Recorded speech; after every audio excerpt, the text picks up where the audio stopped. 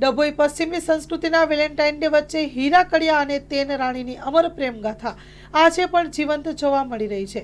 સમગ્ર વિશ્વમાં આજે 14 ફેબ્રુઆરીના દિવસે વેલેન્ટાઇન ડેની ઉજવણી કરવામાં આવી રહી છે, ત્યારે પશ્ચિમી દેશોમાંથી શરૂ થયેલી આ પરંપરા હવે ભારતમાં પણ વણાઈ ગઈ છે, જ્યાં પ્રેમી પોતાના પ્રિયજન પ્રત્યેની લાગણી વ્યક્ત કરતા હોય છે।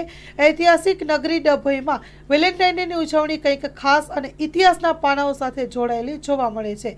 આવો 500 વર્ષ જૂનો પ્રેમ અમર કથાનો હીરા કડિયો અને તેન રાણીની યુગમાં લોકો મોટી ભેટ સોગાદો આપી પ્રેમ વ્યક્ત કરતા હોય છે, ત્યારે ડભોઈમાં 500 વર્ષ જૂની પરંપરા આજે પણ જીવંત છે।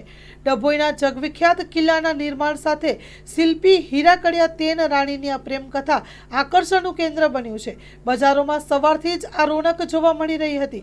લાલ ગુલાબના ફૂલોનો ભાવ આસમાને જોવા મળ્યો છે, તેમ છતાંય પ્રિયજનો માટે ગુલાબની ખરીદી માટે લોકોની ભીડ જોવા મળી છે।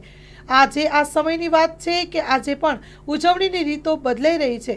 આધુનિક વિચારધારા સાથે મુલાકાતીઓએ અનેક યુગલો આ ખાસ દિવસે ડભોઈમાં આવી ઐતિહાસિક કિલ્લા સાથે પોતાની પળો વિતાવે છે।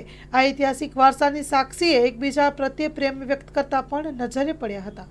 Story report by Lalbhai Bhathiyara, Dabhoi.